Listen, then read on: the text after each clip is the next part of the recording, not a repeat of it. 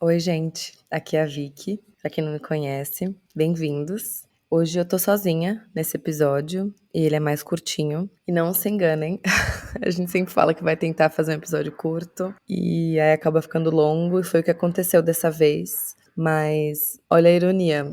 O tema de hoje é como, na maioria das vezes, menos é melhor, acho que é meio brega, né? Falar menos é mais, mas realmente, na maioria das vezes a gente acaba não vendo a oportunidade ou não percebendo que a solução de alguns problemas ou a solução às vezes até para nossa ansiedade ou para a gente poupar mais, ou para a gente ter um pouco mais de calma, é subtrair, é reduzir a quantidade de coisas que a gente tem, que a gente faz, que a gente quer, enfim. E aí, olha a ironia que eu falei, né? Eu acabei gravando um episódio de quase 50 minutos ontem. E eu fiquei incomodada porque eu falei, gente, eu podia ter sido mais sucinta. Eu podia ter falado menos, né? E escolhido melhor. E aí aqui estou eu no dia seguinte, regravando, pra fazer um episódio curtinho, porque essa é a moral da história, né? Então, eu vou explicar pra vocês o que que é isso que eu tô falando lá no episódio. Vamos lá.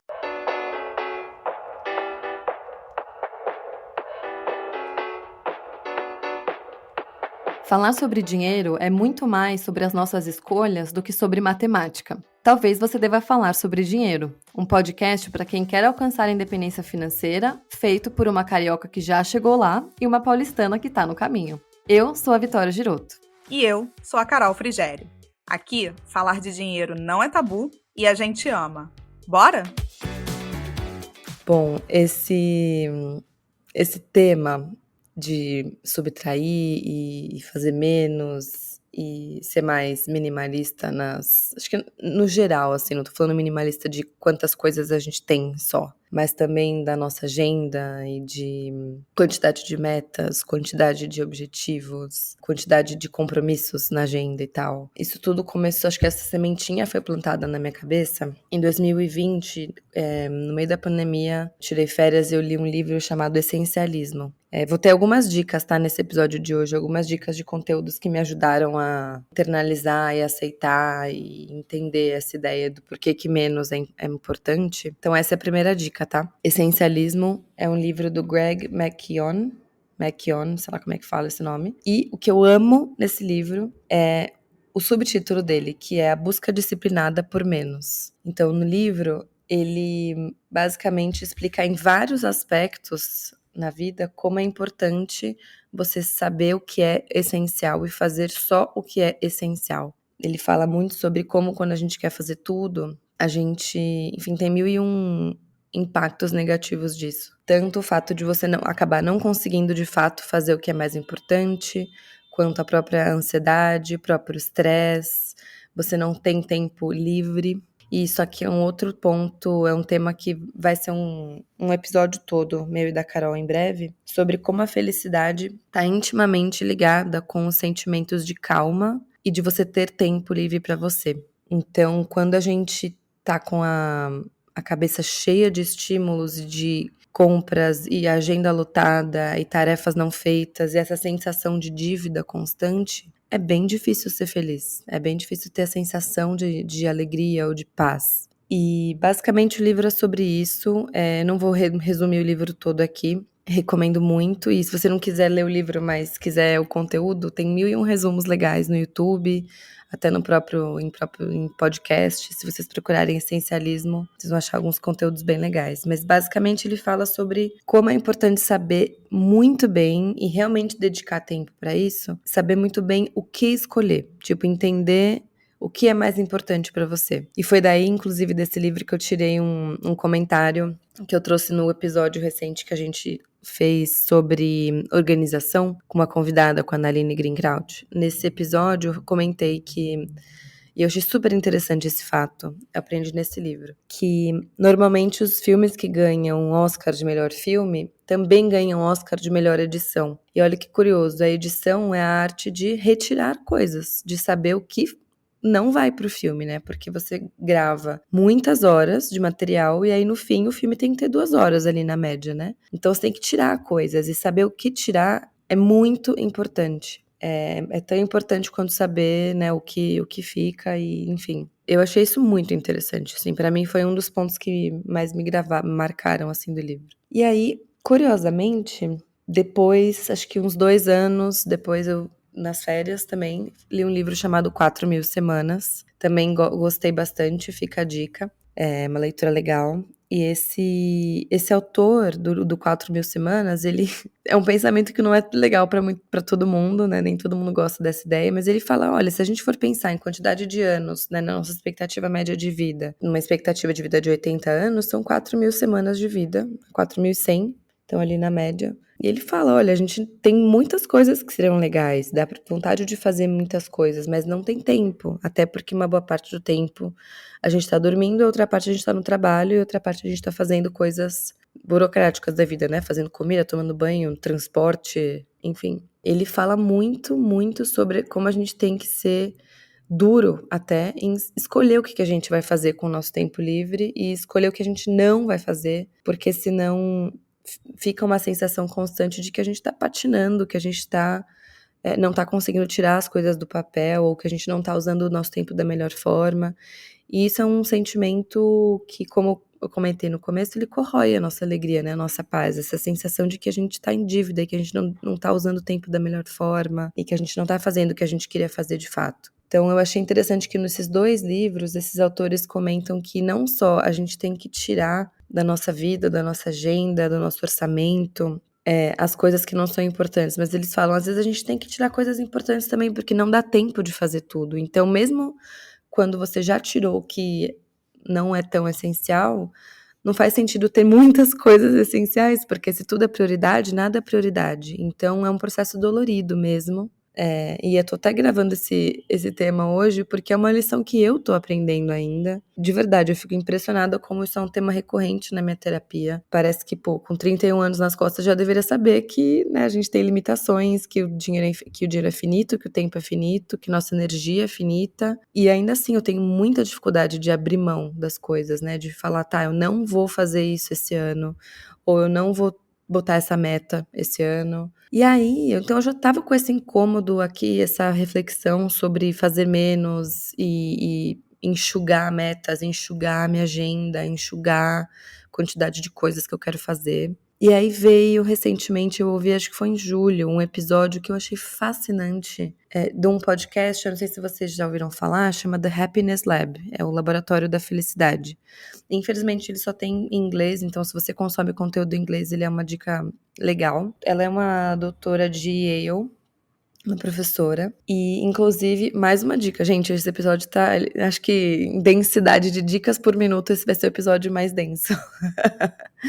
Ela chama Dr. Laurie Santos, e ela tem um curso maravilhoso no Coursera, aquela plataforma online. Coursera é Coursera, e o curso dela chama The Science of Wellbeing, e tem em todas as línguas. Ela traduziu para todas as línguas, ele é gratuito para todo mundo. Em português é a Ciência do Bem-Estar. E, gente, esse curso é maravilhoso, ele é relativamente rápido. Ele bombou muito porque ela é uma professora de psicologia, ela viu que esse curso fez muito sucesso, não só entre os alunos dela, mas muitos alunos de outras matérias, outros cursos, estavam se matriculando no curso dela.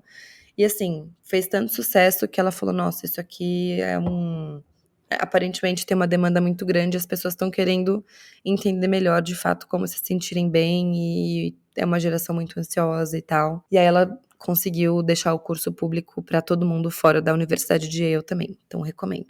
E aí ela tem esse podcast, e eu ouvi esse episódio do podcast dela em julho, e o nome do episódio é The Happiness of Subtraction, a felicidade da subtração. E eu achei fantástico, porque parece que ela conseguiu trazer mais argumentos, e argumentos que foram mais fortes ainda para mim, para eu entender que realmente eu precisava reduzir a quantidade de coisas na minha agenda.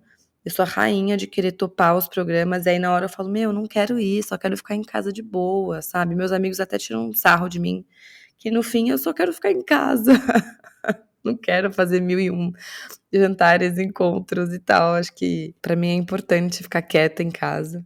E ela fala sobre um livro. Nesse episódio ela discutiu com um outro professor um livro que chama Subtract. Acho que é Subtract, The Art of Doing Less. Peraí, deixa eu ver. The Untapped Science of Less. Então é subtrair a ciência... eu não sei a tradução de untapped. Mas enfim, é a ciência sobre ter menos, ou fazer menos, ou subtrair. E eu confesso que eu ainda não fui ler o livro, não consegui priorizar isso. Mas tá aqui na minha listinha, quero muito lê-lo. Mas o ponto é, ela fez um resumão desse livro no episódio dela, e ela trouxe 3 exemplos que eu achei incríveis. A moral da história, né, do livro, do episódio dela, é sobre como a mente adulta tem dificuldade de subtrair. Às vezes tá escancarado na nossa cara que o que a gente tem que fazer é menos, e a gente tem dificuldade de verdade, assim, o nosso cérebro tem dificuldade de entender que a solução pode vir através de menos e não de mais. Então, o primeiro exemplo foi... ela deu outros, mas os que mais me marcaram foram... deram para vários entrevistados, né, vários participantes de um estudo, um roteiro de um dia visitando a cidade de Washington. E aí perguntaram, o que você faria para melhorar esse roteiro? E era um roteiro, gente, com 24 paradas. Juro, 24 coisas para fazer. E todo mundo que participou da entrevista sugeria adicionar mais coisas. Olha isso, que coisa de louco. Ou, no máximo, sugeriam agrupar as paradas por bairro para facilitar e agilizar e deixar o roteiro mais eficiente para você não ter que ficar fazendo um zigue-zague na cidade ao longo do dia. E ninguém falou, gente, calma, eu acho que eu tiraria metade das coisas que estão aqui. Faz sentido fazer tudo isso? Tem que ver, depende do que a pessoa gosta de fazer. Se é uma pessoa que gosta mais de museu, talvez faça sentido tirar essas outras coisas aqui que não tem a ver com museu. Ou, talvez faça sentido deixar mais tempo para o almoço, para a pessoa comer com calma. Ou mais tempo entre um lugar e outro para a pessoa poder se locomover sem estar desesperada, né? Tipo férias, ou enfim, um day off, um dia de turismo, um dia para você relaxar um pouco. Enfim, então foi a primeira coisa que me chamou muito a atenção, porque eu falei, nossa, é minha cara fazer isso, querer fazer 1000 coisas. O segundo exemplo foi de uma sopa, mostraram a receita de uma sopa para os entrevistados e falaram, o que você faria para melhorar essa sopa? E era uma sopa que claramente tinha uns ingredientes aleatórios que botaram ali que não faziam sentido. E também todo mundo falou, eu adicionaria não sei o que, eu adicionaria não sei o que lá. E ninguém falou, gente, tira esse ingrediente que não tá fazendo nenhum sentido aqui nessa sopa. E eu falei, nossa, é verdade, tipo, até eu pensaria a mesma coisa, tipo, tá faltando qual tempero? Eu tô tentando adivinhar qual que é o tempero que falta. E não, às vezes só tem umas coisas nada a ver e a versão mais simples é muito melhor. E o terceiro exemplo foi de um concerto de piano, um pianista alemão, acho que no século XX, não lembro o ano. Mas era um pianista super conceituado, super famoso. Ele ia fazer uma apresentação, e aí no dia ele chegou lá no... não sei como chama, gente, no auditório, acho que é auditório a palavra. E ele falou, não, gente, é impossível eu apresentar com esse piano. Ele estava acostumado a apresentar com uns pianos gigantescos, de cauda da melhor qualidade, né, super, enfim, perfeitos, carésimos. E tinha um piano bem mequetrefe lá, tipo um piano bem, assim, velho, não estava muito afinado. E aí ele, não vai dar, e convenceram ele a fazer a apresentação. E foi a melhor apresentação da vida dele. Porque, como ele estava com um piano mais simples, ele decidiu fazer uma apresentação mais simples com, enfim, músicas que eram mais... Gente, eu não sou... Gostaria, mas não sou pianista, não sei os termos certos, mas basicamente ele usou músicas e, sei lá, melodias que eram menos requintadas, menos difíceis e com menos improvisação. Acho que ele era um pianista de jazz, se eu não me engano. E ele fez uma coisa mais simples. E foi a melhor apresentação da vida dele. Assim, ele foi aplaudido de pé e, tipo, foi meio que uma apresentação que ficou pra história, assim, desse pianista. O que ele fez? Ele subtraiu na apresentação dele, né? Ele tirou o que era excesso e deixou o que era mais importante, mais bonito, mais emocional. E foi lindíssimo. Oi, gente! Estou invadindo esse episódio, você nunca ouviu a minha voz aqui, porque eu sou a Anne Costa, sou a editora aqui do podcast e talvez você deva falar sobre dinheiro. E vamos combinar que esse episódio está incrível! Então eu vim aqui compartilhar algo muito do cotidiano que aconteceu comigo. A gente já entendeu que o básico, quando bem feito, funciona. Então vamos lá. Eu comecei a fazer saladas de frutas todos os domingos aqui na minha casa, para que a gente consuma diversidade de frutas, além do padrão banana, banana amassada, banana com aveia. Então todos os domingos eu vou, faço a compra das frutas, pico tudo e faço uma bela salada de frutas. Porém, o que acontece? Eu sempre tento trazer uma fruta diferente, ou uma fruta da própria estação, como um morango, ou enfim, um kiwi, um mirtilo, algo diferente para compor a salada de fruta. Porém, na última semana, eu pensei, bom, vou fazer só o básico. Mamão, melão, manga e maçã. Pronto. Para ver o que o pessoal aqui de casa ia falar. Somos em 3 pessoas, só para contextualizar. Eis que os 2 falaram que foi a melhor salada de fruta que eles tinham comido, das quais eu tinha feito. Ou seja, a minha busca por trazer algo diferente, uma cor diferente, um sabor diferente, não foi tão eficiente assim. E eu floreei toda essa história sobre salada de frutas para concluir que o quê? Às vezes a gente quer florear demais, mas o básico sempre funciona. E esse episódio me pegou muito, né? Esse episódio desse podcast, porque eu fiquei pensando em quantas coisas na minha vida, né? Não vou falar por vocês, mas vou falar por mim. Assim, quantas coisas na minha vida eu acho que seriam melhores com menos. Obviamente, também tô falando do nosso orçamento, tô falando de coisas que a gente paga, assinaturas que a gente tem, coisas que a gente compra. Eu fiquei pensando, cara, realmente me dá muito mais prazer dar uma limpada no meu armário e tirar roupas que eu não uso, e tirar coisas que eu não uso e ficar só com as coisas mais importantes, me dá muito mais alegria isso do que comprar coisas, apesar de que comprar coisas também me dá prazer. Mas eu fiquei pensando nisso, eu falei, cara, realmente, assim, eu gosto muito de sentir que eu tenho poucas e boas coisas. Não que eu tenha poucas coisas, acho que ainda tô longe disso, mas é muito gostoso sentir que a gente tá só com o que é mais importante, sabe? De sentir que não tem excesso ali. E eu acho muito interessante como os excessos, eles realmente tomam tempo da nossa cabeça e eles roubam a nossa calma, a nossa paz, a nossa alegria. Imagina, você já deve ter passado por isso, um dia cheio de coisa pra fazer, sem tempo pra você sentar e ler um livro se você quiser, ou ficar ouvindo uma música, ou cozinhar com mais calma, menos pressa, ou de tomar um banho mais demorado, ou de poder dormir cedo, sabe? Deitar na cama 9 da noite. Quando foi a última vez que você fez isso sem culpa, porque você tinha coisa pra fazer? Sabe, como é gostoso você terminar um dia de trabalho falando, nossa, eu tinha poucas coisas pra fazer que eram muito importantes, eu fiz. Mas não, a gente tá sempre com uma lista de 1001 coisas pra fazer que muitas vezes não são as mais importantes. E sei lá, me explodiu minha cabeça esse episódio. Eu lembro que depois de ouvir, eu fiz 2 coisas e que eu tô bem feliz de ter feito e conseguido continuar fazendo. Eu tava muito incomodada que eu tava pagando vários serviços diferentes relacionados a fazer exercício e eu não tava conseguindo fazer. E a minha agenda tava cheia de exercício físico e eu não tava conseguindo pôr em prática. Então eu falei, cara, deixa eu limpar isso daqui. Eu falei, ao invés de eu querer fazer 8 vezes por semana, eu falei, eu vou botar 3 vezes por semana.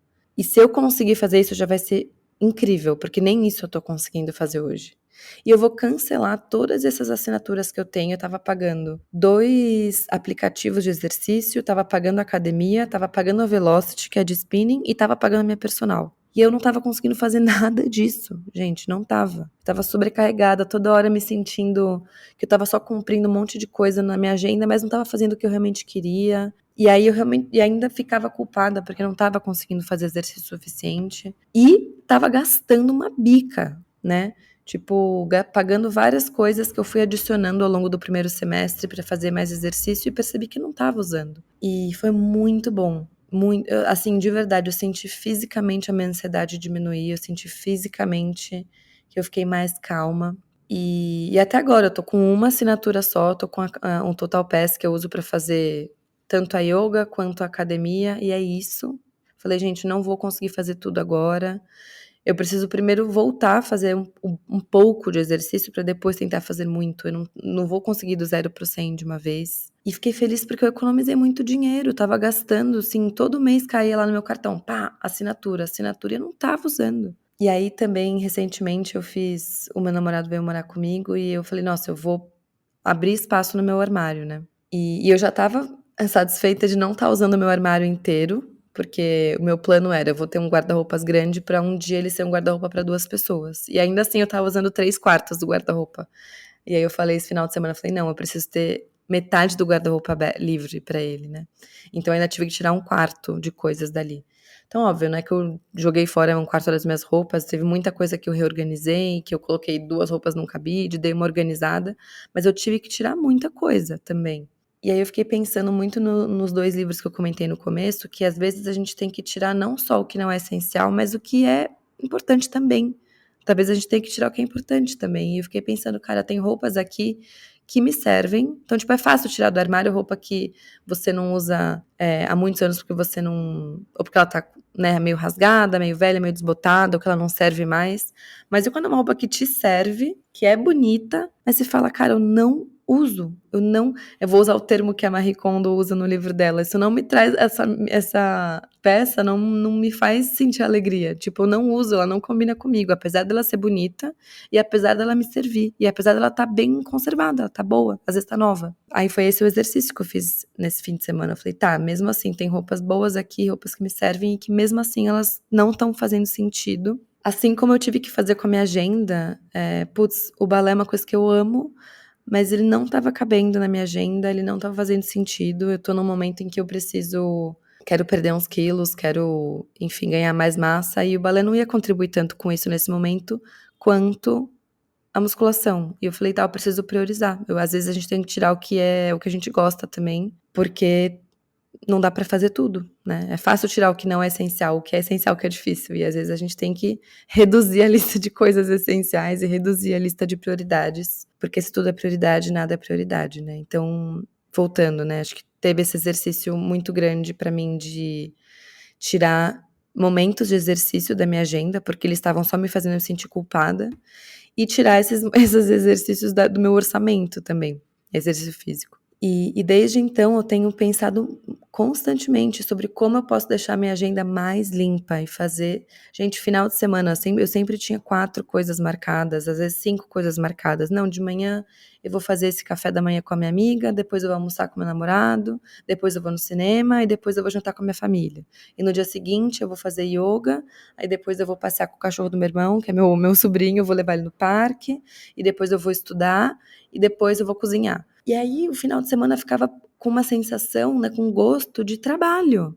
Gente, eu tenho que seguir um monte de obrigações aqui e fazer check, check, check na minha lista. E eu falo muito disso em terapia, como eu só quero, para eu ficar mais calma, mais feliz, eu preciso de tempo livre. Eu não consigo, não vou mais fazer isso, assim, eu não vou enfiar 1000 coisas na minha agenda.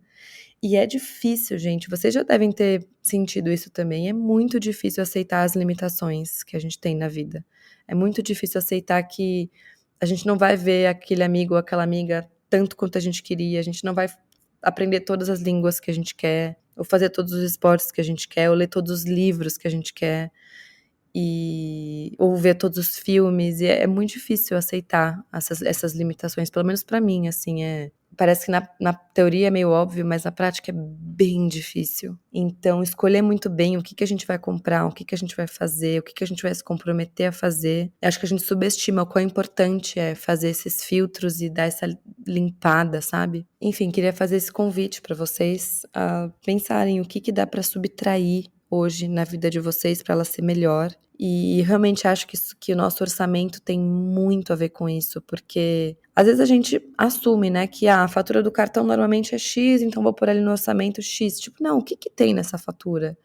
Tem assinaturas ali que você não usa? Ah, essa foi outra coisa que eu fiz, gente. Eu falei, cara, eu tô pagando 4 streamings e eu sempre vejo só Netflix e HBO. Eu tô pagando a assinatura da Amazon e eu não compro coisa na Amazon toda hora. Eu tô pagando aquela assinatura, gente, sabe aquele Audible, que é de livros, audiolivros? É um aplicativo da Amazon. E assim, eu adoro ele, só que eu não tô dando conta. A assinatura, ela te dá um livro por mês pra você ouvir. E eu não tô dando conta. Eu tô com um monte de livro lá que eu já baixei, que eu não consegui ouvir ainda. E é uma assinatura cara, são quase R$100 por mês. Então eu parei de assinar várias coisas. Somando tudo que eu parei de assinar, deu tipo uns R$600 no mês. Gente, isso dá R$7.000 no ano. Enfim, eu fui subtraindo e de verdade, assim, eu senti uma diferença grande na minha ansiedade, senti uma diferença na minha conta bancária, mas de verdade, pra mim o mais importante é tirar coisas da agenda. Enfim, Eu acho que a mensagem tá passada, já falei muito. E é isso, fica um convite para vocês sobre como vocês poderiam ser mais felizes, economizar mais dinheiro, ter mais calma, mais paz, menos ansiedade, mais momentos de alegria mesmo, de sentir que o tempo de vocês está sendo bem usado e o dinheiro de vocês está sendo bem usado através da subtração, porque o nosso cérebro não está acostumado a querer subtrair, ele só quer somar. E aí a gente tá sobrecarregado em vários aspectos na vida. Então, é isso, boa subtração para vocês. E eu vou continuar subtraindo por aqui. E a gente se vê daqui a 2 semanas. Um beijo.